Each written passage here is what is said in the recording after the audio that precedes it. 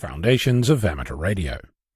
Getting on air and making noise is what it's all about. So, last week, that's exactly what we did. Randall VK6WR, Jishnu VK6JN and I participated in the Fox Mike Hotel Portable Operations Challenge, which is specifically scored to deal with power and mode differences between stations by using a handicap system that they liken to playing golf. Having been the winner of the Sir Donald Bradman Award in the Millmerran Memorial Golf Tournament for making the highest score on the day, this speaks to me in more ways than I can say. In case you're wondering, more hits in golf is bad, and I'm not a golfer. Scoring in the Portable Ops Challenge is based around 4 different attributes: the power you're using, the nature of your station, portable or fixed, the mode used, and the number of transmitters in use. To achieve this, you exchange a Maidenhead grid square, a combination of letters and numbers that indicates your location on Earth, which is then used to determine how many kilometers per watt are used to make the contact. If you're portable, you get a multiplier benefit in the scoring.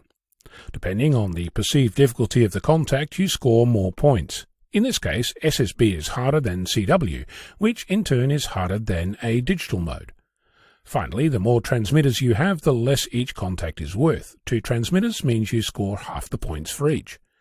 With that in mind, a QRP portable station with a single transmitter calling CQ on SSB is the best way to make points, and that is something I'm always up for.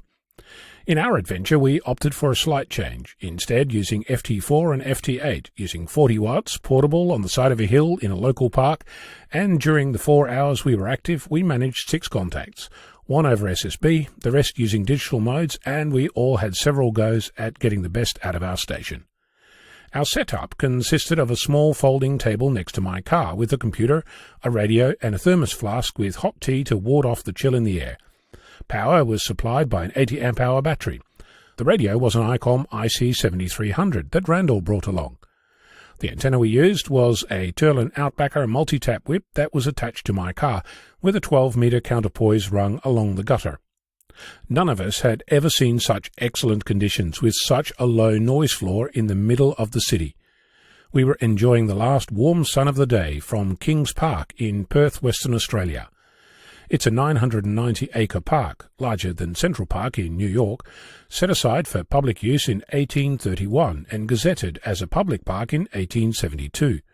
The park is open 24 hours a day and features a botanic garden with thousands of species of Western Australia's native flora and fauna, overlooks the Central Business District, the Swan River and the Darling Ranges, and best of all, there's no radio noise. It did get chilly towards the end, but I'm pretty sure we all went home with all our fingers and toes intact. Jishnu also brought along his FT817 and a tiny multi-tap telescopic whip that we strapped to a nearby steel rubbish bin, and using that setup was able to detect and transmit whisper signals across the globe as part of experimentation with his station. One of the unexpected benefits of not yelling CQ into a microphone ad nauseum was that we were able to continue our conversation, hearing stories from each other and enjoying hot pizza when dinner time came around, without needing to stuff food into the same place where CQ calls were intended to originate.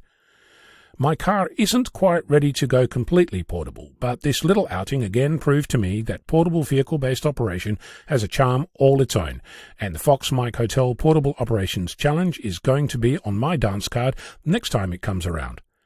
When was the last time you left your shack and went portable? I'm Ono, Victor Kilo 6, Foxtrot Lima, Alpha Bravo.